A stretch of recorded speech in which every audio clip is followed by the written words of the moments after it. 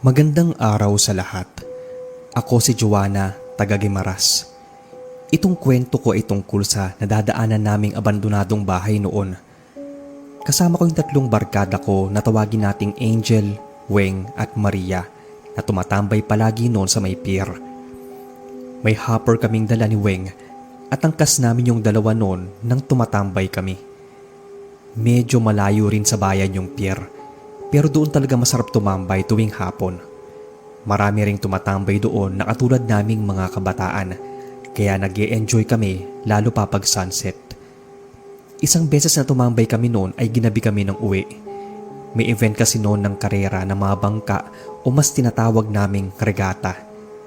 Nalibang kami na hindi na namin namalayang maggagabi na. Kaya nang mapansin ni Angel na madilim na ay nag-aya na siyang umuwi. Nagtatawanan pa kami habang marahang binabaybay ang daan.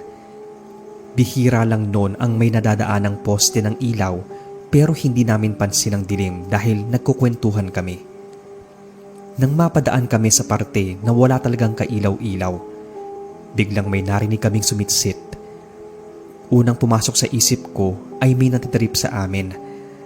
Angkas ko si Angel at sa aming apat ay siya yung may sensitibong pairamdam. Mabilis siyang kilabutan at minsan sabi niya ay nakakakita talaga siya.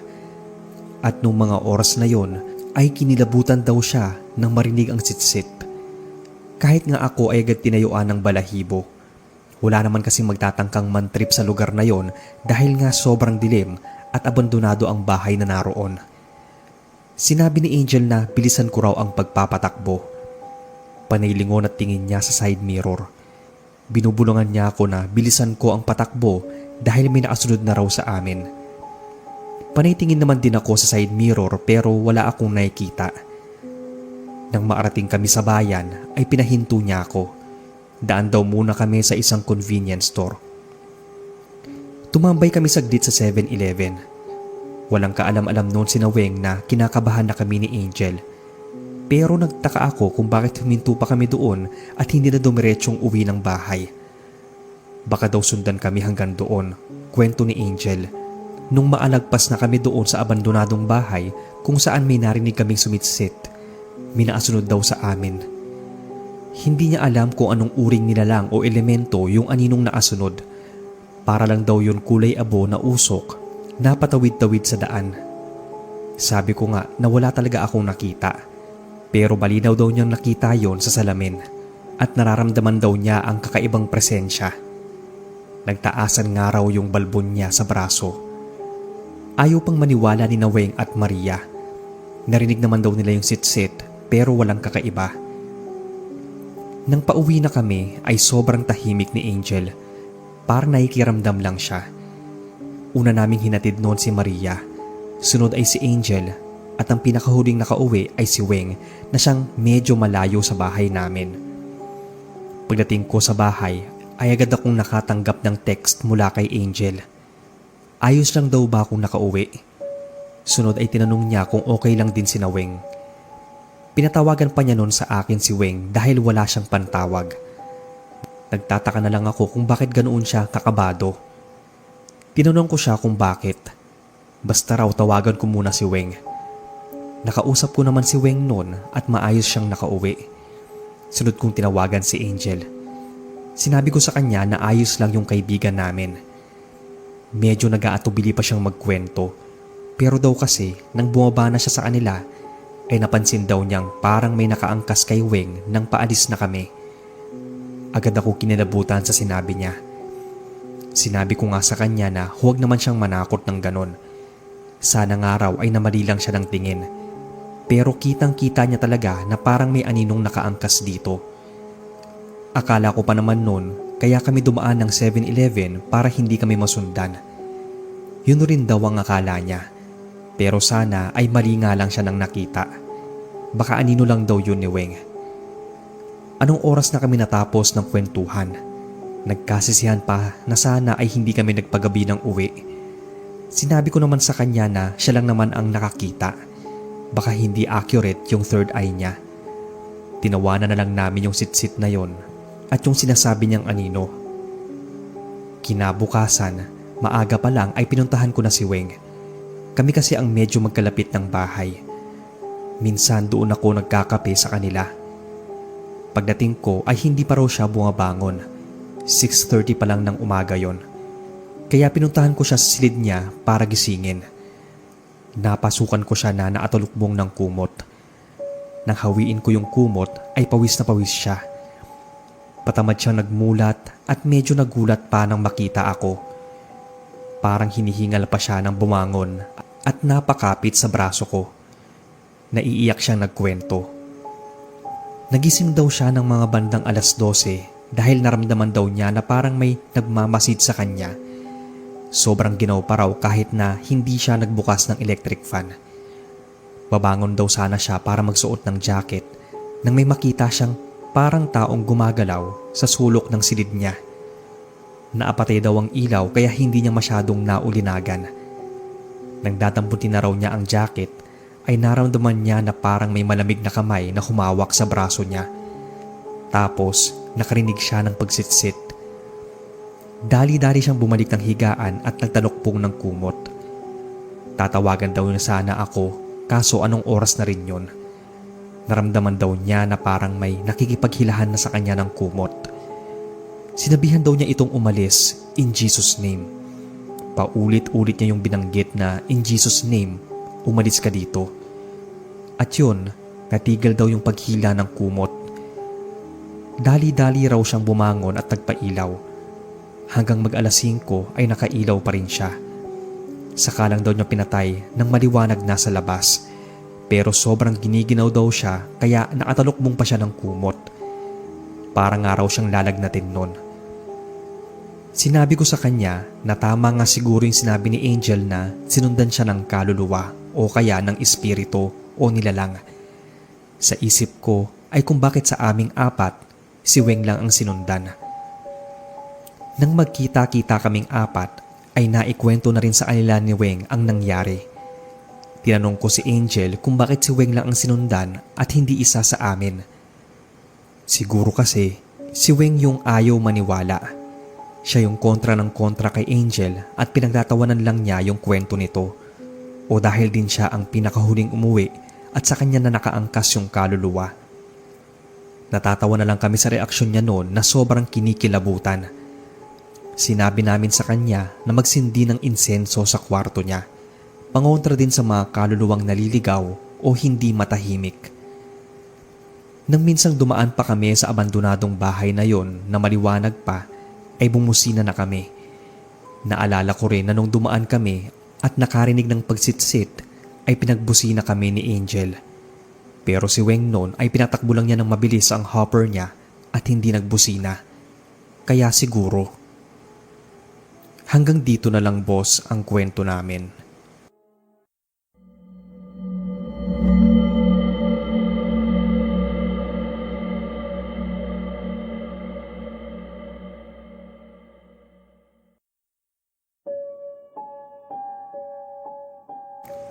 Hi sa inyo Sir Bob, pati na sa mga listeners. Share ko lang itong karanasan namin ng barkada ko nang minsang ginabi kami ng uwi galing resort. Tawagin na lang akong Shai, taga Mindoro.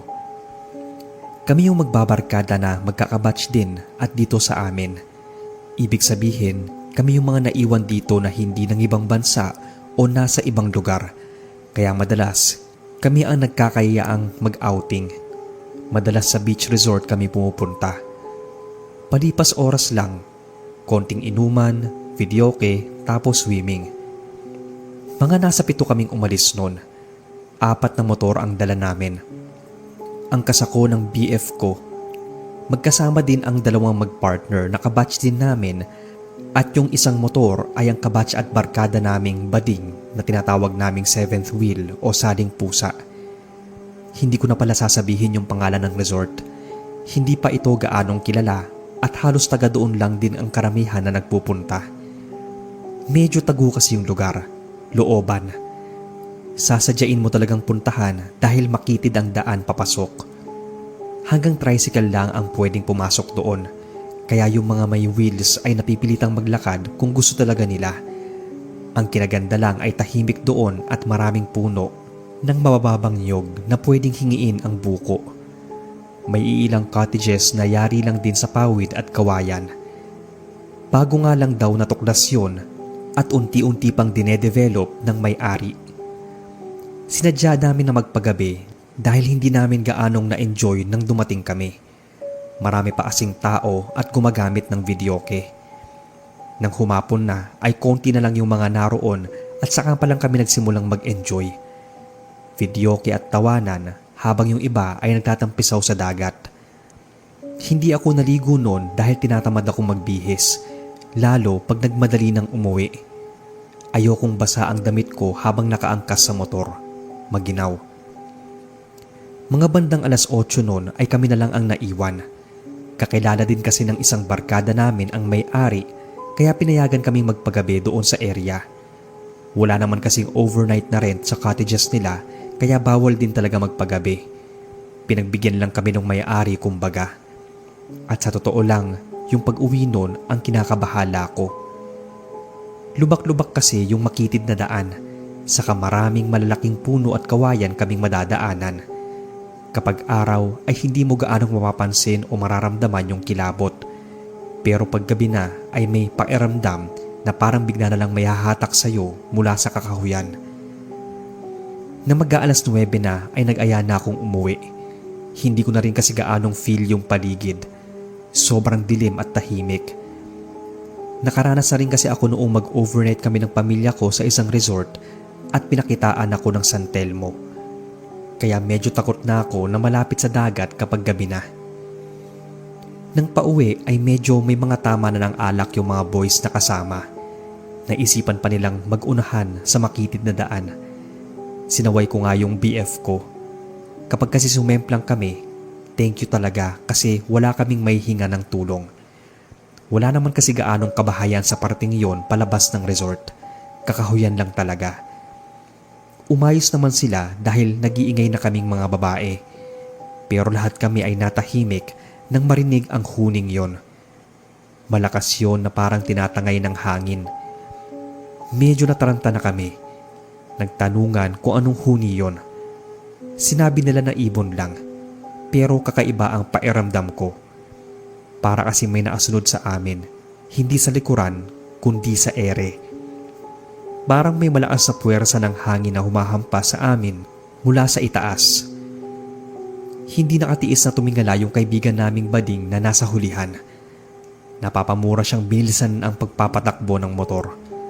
Nagpagitna siya sa amin noon. Kahit kaming mga angkas ay napatingala na rin. Pero sinabihan ako ng partner ko na yumuko dahil baka biglang mangdagit ang malaking ibong na asunod sa amin. Yun ay malinaw na naming naririnig ang huni. Medyo bumilis na sila sa pagpapatakbo at panay busina para lumikha ng ingay. Nang maalabas kami sa mapunong bahaging yon, ay nawala na rin ang paghuni. Akala namin na apag nasa patag na kalsada na kami ay wala nang susunod sa aming malaking ibon o wakwak. Pero maya-maya lang ay nag-iba na naman ang ihip ng hangin. Noong mga oras na yon, mabilis na ang patakbo ng motor dahil malapad na at hindi lubak ang daan. Nakita na lang namin na yung nadadaanan naming mga puno sa gilid ng daan ay naggagalawan, lalo na yung mga kawayan na parang naghahawian. Akala mo ay may bagyo dahil sa lakas ng hampas ng mga puno. Nang madaan kami sa may mga kabahayan, ay natigil na rin yung kung anumang sumusunod sa amin. Pero ramdam pa rin namin na nagtatago lang yun sa mga kahoy. Nang padaan na naman kami noon sa wala gaanong kabahayan, ay kinabahan na naman ako. Kaya napahigpit ang kapit ko sa BF ko. Nang bigla na lang napapreno yung nasa unahan at muntikan pa aming magkarambola dahil hindi agad napansin ang biglaang paghinto nito. Pero hindi yung muntikan na naming pagkasemplang ang nagpaaba sa akin, kundi yung nilalang na nakita naming naatayo sa may unahan ng dinadaanan namin. Nakadipa yun at nakalahad ang malapad na bakpak. Parang wala itong balak na umalis kaya nataranta na kami. Buti na lang at naisipan ng isa naming kaibigang si Jaja na kunin yung natirang asin sa kanyang bag. Isaboy daw namin yon pag hindi pa umalis sa dadaanan namin. Pero matapang ito dahil kahit businahan na siya ng ilang beses ay nakatayo lang yung wakwak sa gitna ng daan. Kaya pinaandar na nila ang motor at talagang dadaanan na namin ang nilalang na yon. Saktong papalipad ito ng sabuyan ng asin ng kaibigan. Narinig naming umatungal ito sa sakit. Huminto kami pagkalagpas sa kanya. Lumipad na ito ng malayo. Akala talaga namin ay hindi yun matatakot sa asin, pero effective pala. At buti na lang ay naisipan nyo ni Jaja. Agad na kaming umalis sa lugar na yon na sobrang nakakakilabot. Ligtas naman din kaming nakauwi at nagpapasalamat na hindi kami sinundan pa. Pero nangako kami na hindi na uuwi ng gabi kapag pupunta kami sa resort na yon. May gusto pa akong i-share na kwentong gala ng barkada sa susunod, Sir Bob, kapag nabasa nyo na to.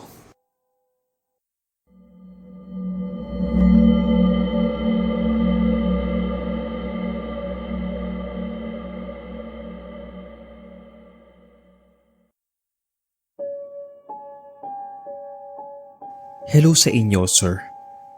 Isa ako sa mga silent listeners niyo since the pandemic. Tawagin na lang akong Aryan, taga-Aklan.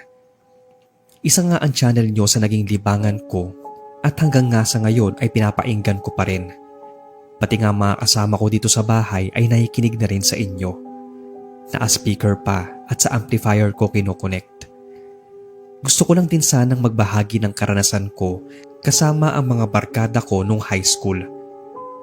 Marami kaming magbabarkada at magkakaklase rin. Madaling araw na kaming umuwi kapag walang pasok kinabukasan. Minsan natabay sa plaza at minsan naman sa bahay ng isang barkada. Pero madalas ay sa bahay kami noon ng lola ng kaibigan naming si Daphne. Kasama lang ng lola niya ay ang schoolgirl nito na nasa high school na din. Minsan kapag doon natutulog sa kanya si Daphne ay doon na rin kami tumatambay. Malaki kasi ang bakuran at merong kubo kung saan kami naglalagi. Malaki rin ang bahay ng lola niya na panahon pa yata ng hapon nung tinayo. Halos malapit lang ang mga bahay namin kaya kahit anong oras kaming umuwi ay hindi nag-aalala ang mga magulang namin. Alam din nila na kami lang din ang magkakasama. Meron lang noon na isang pangyayari sa bahay ng lola ni Daphne na hindi namin makakalimutan. Medyo mahina na pala yung lola niya na tawagin nating Lola Suning. Nagwi-wheelchair na ito at kadalasan ay nakahiga na lang. Kaya napapadalas doon na matulog sa bahay niya itong kaibigan namin. Mas natutuwa din ang mga magulang niya kapag doon lang din kami tumatambay para raw may kasama si Lola sa bahay nito. May time pa na doon na rin kami minsan natutulog. Itong gabi na to ay doon kami sa kubo tumatambay. Nakikijoin din sa amin ang schoolgirl ni Lola. Mas bata yun sa amin ng 2 taon. Nasa 3rd year high school na kasi kami nung panahon na yon. Una talagang nakaranas noon ay ang barkada naming si Brian. Siya yung mag-isang pumasok sa bahay ni Lola para sana kumuha ng pitchel. At home na rin kasi kami doon. Kaya kabisado na namin kung saan naalagay yung mga gamit sa kusina. Inutusan namin bumili ng chichirya yung schoolgirl na si Jane at ang barkada naming si Amy. Kwento nun ni Brian na habang papunta raw siya sa kusina ay may tumawag sa kanya. Galing daw yon sa kwarto ni Lola. Ang pinagtataka daw niya ay kung si Lola nga yon, paano niya nalaman na si Brian ang naroon gayong nakasara ang pinto ng kwarto niya. Nilingon daw niya noon pero hindi na niya pinansin dahil baka nagkamali lang siya ng dinig. Baka isa raw sa amin mula sa kubo ang tumatawag sa kanya. Tuloy-tuloy daw siya sa kusina. Nang dala na niya ang pitchel at padaan na ulit sa kwarto ni Lola ay mas malakas na raw niyang naririnig ang pagtawag sa kanya. Malinaw daw na Brian ang narinig niya. Kaya marahan siyang lumapit sa kwarto noon para silipin si Lola at kung bakit siya tinatawag nito. Pagsilip niya sa kwarto nito, nagtaka siya dahil tulog naman si Lola. Kaya marahan na daw niyang sinara ang pinto. Ganun na lang ang gulat niya nang may makita siya naglakad papasok ng kusina. Likod na lang daw noon ang nakita niya at para raw yung si Lola Suning. kaya mabilis daw niya itong sinundan. Pero sa pagtataka ay walang tao sa kusina. Kaya pala putlang-putla siya nang bumalik sa kubo pero hindi siya nagkwento. Nagpo-food trip kami habang nagkukwentuhan. Katatakutan pa naman ang madalas naming topic nun. Hindi sinasadyang napatingin ako sa bahay at sa mismong parte kung nasaan ang kwarto ni Lola Suning. Nakita ko talaga, Sir Bob, na naatayo si Lola at nakapasid sa amin sa bintana niya. "Oh, si Lola Suning ba yun?" Tanong ko pa sa kanila. Sabay naman silang napatingin sa tinuturo ko. Saglit lang akong napatingin sa kanila, sabay balik ng tingin sa bintana. Pero wala na doon si Lola. Nagtanong pa sila kung saan. Sinabi ko na lang na baka humiga na. Agad nag-react noon si Daphne at Jane na imposible daw na si Lola yon. Hindi na raw yun nakakatayo ng mag-isa lang at tulog na yon nung iwan na ni Jane. Napahinga na lang ako ng malalim at takang-taka sa nakita. Sigurado akong may nakita akong nakatayo doon sa bintana. Tahimik lang noon si Brian. Panay tingin sa akin na para bang may gustong sabihin. Nang magsawa na sa kwentuhan at kain ay naglaro naman kami ng patintero. Madalas namin yung nilalaro kapag galing sa eskwela. Kung hindi patintero ay agawan base. Minsan naman ay baseball at taguan. Mga batang 90s kasi kami at hindi pa uso noon ang mga gadgets. Habang naglalaro kami ay biglang nagkauntugan sina Joy at Chris. Kaso lang ay tumama ang noo ni Joy sa bibig ni Chris at tumugo talaga ang bibig niya. May bakat naman ng ngipin yung noo ni Joy na tumugo din ng kaunti kaya natigil kami sa paglalaro at pumasok muna sa bahay. Ginamot namin yung mga sugat nila. Maya-maya ay narinig namin na tinatawag si Daphne ni Lola Suning. Nagising siguro siya noon dahil sa ingay namin. Mabilis silang dalawa ni Jane na pumasok sa kwarto ni Lola. Takang-taka daw sila nang tanungin sila ni Lola kung kumusta ang sugat ni na Joy at Chris. Nagtaka sila kung paano niya nalaman. Pero ang higit na pinagtaka nila ay kung paano niya nakilala si Chris na noon lang sumama sa amin sa bahay niya. Hindi rin ito na ipakilala ni Daphne dahil tulog na siya nang dumating ito. Tinanong daw ni Daphne kung paano niya nalaman na nagkabungguan sina Chris at Joy. Simpleng sinagot lang daw siya ng lola na nakita daw nito. At agad na lang daw itong natulog kaya hindi na nila kinulit ng tanong. Nang bumalik kami sa kubo ay hindi nakatiis si Daphne na ikwento sa amin yung sinabi ng lola niya. Papaano raw nangyari yon na nakita niya kami naglalaro hindi nga raw ito nakakatayo. Isa pa, mahina na ang pandinig ni Lola kaya naguguluhan din kami. At dahil nasimulan na ang ganong usapan ay sinabi ko na sa kanila na sigurado akong nakita ko siyang naatayo sa harap ng bintana. Lahat na kami ay kinilabutan. Bigla namang putya, kinikilabutan ako . Si Brian naman, kinuwento na rin yung nangyari nang pumunta siya ng kusina. Kaya bigla na kami nagkayayaan na umuwi. Gusto na rin umuwi ni Daphne sa kanila pero nakiusap si Jane na samahan siya dahil natatakot din siya. Kinabukasan ay may pasok kami. Maaga pa lang noon ay naroon na si Daphne sa classroom namin at parang hindi na maapaghintay na magkwento. Wala pa noon yung teacher namin kaya nagumpukan kaming magbabarkada. Kwento ni Daphne. Habang natutulog daw sila ni Jane, nagising siya dahil may narinig siyang para naglalakad sa labas ng kwarto nila. Dinig na dinig niya yung mga yabag kaya ginising niya si Jane. Baka raw may pumasok na magnanakaw. Pero sinarado daw mabuti ni Jane ang mga pinto at mataas din ang gate ng bakuran ni Lola kaya imposibleng may ibang makapasok. Inutusan daw noon si Jane para silipin kung sino yung naglalakad sa labas. Medyo naalimpungatan pa ngayon at patamad na bumangon. Saglit itong sumilip sa may sala. Pero wala naman daw tao. Agad itong humiga at natulog. Pero hindi raw makatulog si Daphne dahil muli ay minarinig siyang mga yabag ng paa sa labas. Para pang hinihila daw ang mga paa sa sahig. Hindi na raw siya makatiis kaya bumangon siya para tingnan kung sino yon. Medyo kinilabutan siya nang makita na papasok na ng kwarto niya si Lola Suning. Hindi raw niya alam na kaya pala nitong maglakad mag-isa. Kaya mabilis daw niya itong pinuntahan dahil baka matumba ito sa kwarto niya. At doon na daw siya kinilabutan ng sobra. Pagpasok niya ng kwarto ni Lola Suning ay nakita niyang nakahiga ito at mahimbing na tulog. Samantalang halos kakapasok lang ng pinto nang makita niya ito at mabilis niya itong sinundan. Imposibleng ganun raw kabilis na nakarating si Lola sa higaan niya at agad nahiga. Gumapang na yung kilabot niya sa buong sistema. Dali-dali raw siyang bumalik sa kwarto nila ni Jane. Parang bigla raw siyang gininaw nun. Gusto niyang magpasundo sa kuya niya, kaso alanganing oras na.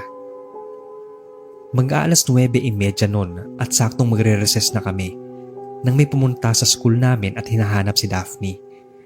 Nanay pala ni Jane yon. Binalita niya kay Daphne na wala na si Lola Suning. Gulat na gulat kami. Siyempre nang silipin namin yon nung gabi bago kami umuwi ay mukhang okay naman siya.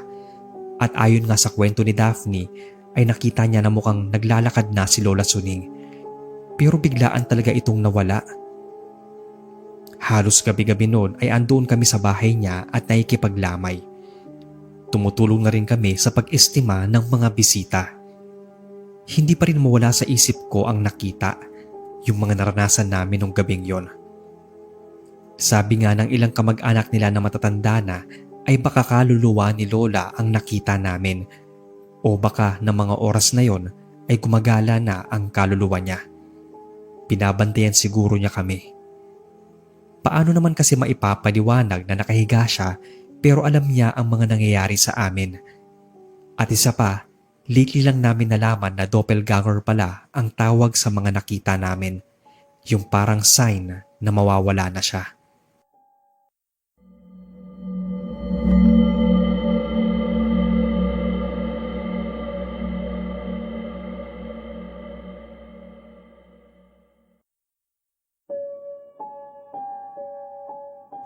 Magandang gabi sa inyo. Ako si Jojo, taga Capiz. May binabantayan noon na palaisdaan si Papa at madalas kami magpunta ng mga barkada ko pagkagaling sa eskwela. May kubo doon si Papa at doon din siya natulog kapag malapit na ang harvest. Maraming puno doon ng mangrove kung saan namumulot kami minsan ng mga kabibe at talaba. Namimingwit din kami ng isda kapag trip namin na doon maghapunan. Iihawin lang namin yon. Nang mag-harvest na sina Papa ay nagpa-siya yung 3 barkada ko na tutulong. Wala din naman kaming pasok sa high school kinabukasan. Malilibre na ang mga ulam nila ay may parte pa sila nakikitain kapag maibenta na. Kaya gabi pa lang noon ay naroon na kami. Madaling araw kasi magsisimula ang pag-harvest. Doon na rin kami maghahapunan. Habang nagpapahinga si Papa sa loob ng kubo niya ay nakatambay kami sa labas. Naglalakad-lakad lang malapit doon sa may mangrove. Naunang maglakad sa malaking pilapil si Jong. Sumisipol-sipol pa siya habang ginagala ang flashlight sa dinadaanan namin. Balak talaga naming libutin ang kalaparan ng palaisdaan. Sobrang laki kasi. Ang bilis ng lakad ni Jong at sinadya niyang iwan kami. Siya lang ang may dalang flashlight nun. Ang layo na ng distansya niya mula sa amin, kaya nagulat na lang kami nang nagsisigaw siyang nagtatakbo pabalik sa amin. Akala pa namin ay naagat siya ng ahas o alimango. Hingal na hingal pa siya. Kaya pinagtawanan pa namin siya dahil nga ang lakas ng trip niyang iwan kami. Biyaya niya kaming bumalik na nun at pinapapadali niya kami. Mura siya ng mura habang lakad takbong pabalik ng kubo ni Papa. Kami naman noon ay naguunahan na rin sa paglalakad sa pilapil. Nang maarating kami sa kubo ay habol na namin ang paghinga. Nagtatakbo na kasi siya kaya sumunod na rin kami. Nagmura muna siya bago sinabing, "May aswang pre." Muntikan na namin siyang babatukan noon. Wala naman kasi kaming nakita. Totoo raw, may nakita siyang tao noon sa unahan na bigla na lang tumakbo. Pulang-pula raw ang mga mata nun at parang mabalahibo. Tapos kakaiba ang takbo nun. Yung para bang palakang patalon-talon. Dahil nga madilim sa kinatatayuan namin ay hindi namin yon nakita. Karma din talaga kay Jong dahil iniwan niya kami. Ayaw pa naming maniwala sa kanya pero bigla na lang umalulong yung 2 alagang aso ni Papa. Maya-maya ay nagsalita si Papa. Pumasok na raw kami at mukhang may gumagala na naman. Hindi namin agad na gets yung sinasabi niya. Nang makapasok kami sa kubo ay sinabi niyang madalas daw na parang may dumadaan sa kubo niya lalo na kapag katulad ng gabing yon na bilog ang buwan. Hindi raw mapakali ang mga aso niya at panay alulong. Kaya nga raw may tinatago siyang buntot pagi sa ilalim ng unan niya at marami siyang asin. Pero saglit lang naman daw yun na dumadaan at hindi naman siya ginugulo. Kaso ng gabing yon mukhang andoon na naman yon. Naghahanap lang daw siguro ng makakain. Marami raw kasing mga puting ibon na dumadapo sa palaisdaan kapag maggagabi na. Mukhang yun daw ang kinakain nito. Nang ikwento ni Jong kay Papa ang nakita niya, natawa lang si Papa. Sige raw at gumala pa kami. Yun daw siguro yung sinasabi ng kumpare niya na nakabunuan nito nang minsang mamasyal ito sa kanya. Nakita raw ni Papa na parang may kaaway si Ninong. Nang lapitan niya ay si Ninong lang naman ang nakita niya na pagulong-gulong. Hanggang sa mahulog na lang daw ito sa putik ng palaisdaan. Nang umahon ay may dugo na ito sa braso at tuhod. May mga kalmot na rin. Nang sabihin nito kay Papa na may nakaaway itong aswang ay hindi siya agad naniwala. Lasing lang daw ito. Pero nang minsang maglibot daw si Papa sa palaisdaan, nakita niya ang nilalang. Pero mabilis daw itong nagtago sa likod ng mangrove. Sinabi ni Papa na marami siyang asin at may buntot pagi nga. Huwag daw nitong balaking galawin siya kung ayaw nitong masaktan. Kaya hindi raw nun ginagalaw si Papa, lalo na at may mga aso rin siyang matatapang. Pero madalas naman siyang bangungutin nun. At pasalamat na lang siya dahil bigla na lang daw tumatahol ang mga aso niya at nagigising siya. Tuwing mag-harvest siya ay andun palagi kami ng mga barkada ko. Pero hindi na talaga kami naggagala lalo kapag gabi. Hanggang dito na lang ang kwento ng trip ng barkada ko nung kabataan namin.